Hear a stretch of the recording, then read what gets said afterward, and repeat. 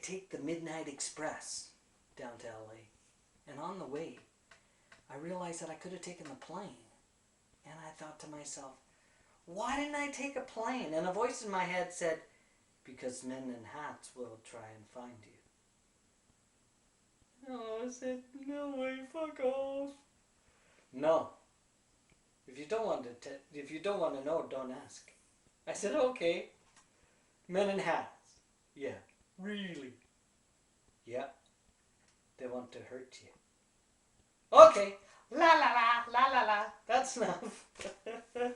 So I'm going down and I'm going past San Luis Obispo just before it, and I think, well, like, who knows that I'm doing this? I mean, who am I doing this for? What's this all about? And then I look down at that exact moment, and somebody's written "thank you" in stone right past as the train goes by, and I look up and I think, okay, this is getting weird.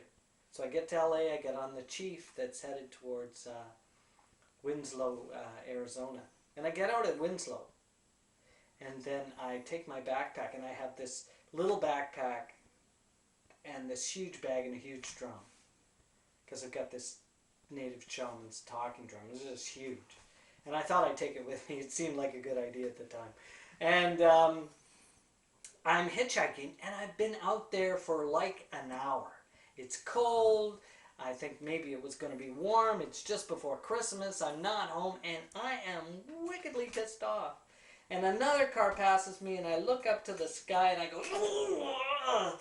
I talk to the spirits, and I say, okay, I'm done with you guys. I'm fed up. I'm down here. Do I want to be here? No, no, no, no. I don't want to be here. Oh, come and you will dance. Oh, yeah, sure. Put me down on this highway, and does anybody pick me up? Do I get anybody's help? No, I have to afford the bloody thing. Nobody picks me up. Nobody's helping me. I'd rather be home. Hello. This is not my idea. I am not happy, and I need a car now. 3 minutes later, this big, huge white truck stops. And I look up and I go, thanks. I jump in, and it's this Navajo medicine man who talks about all sorts of things. He talks about giving away his house for $1 to this guy who needed it. And so he drops me off at the Four Corners Navajo, where the Navajo and the Hopi land meets, and I jump back, and I have this white feather I just lean across, and I give it to him, and I thank him. Should have seen his eyes. Eyes popped out of his head. I mean, how many people give you a white eagle feather? I still see his face. So I hitchhike up to the mesa. I finally get there. A 80-mile trip takes me 8 hours to do. Never in my life have I ever taken so long to hitchhike. It's just stupid. And when I'm there, I'm at I think the second mesa or the third mesa where the motel is and the gift shop.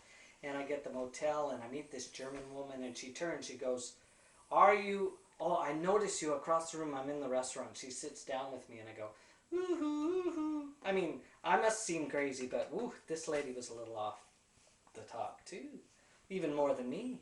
And she takes this pendulum, and she goes, is he a part of the inner circle of 32? And the pendulum just goes, rolls and rolls and rolls and rolls. She goes, yes, you're the inner group of 32. I've got a tape to give to you.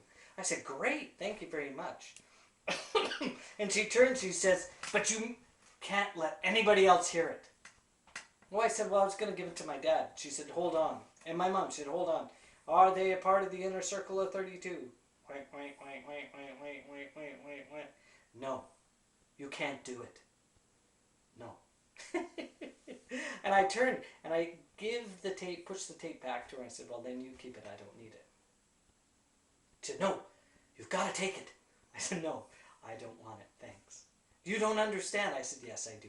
I said, if that has all those secrets on it, I don't want it. Thank you very much. And she said, well, I'll talk to the Hopi elders for you, and I will connect you so you can have a meeting.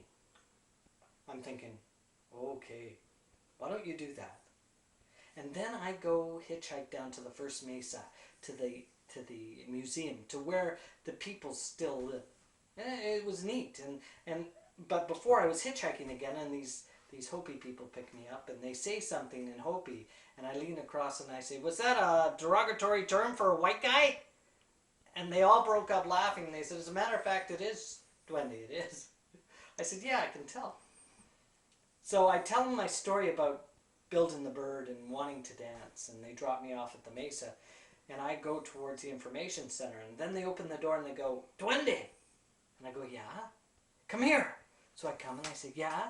Whatever you do, don't tell those ladies in there your story. I said, why? They'll throw you in jail.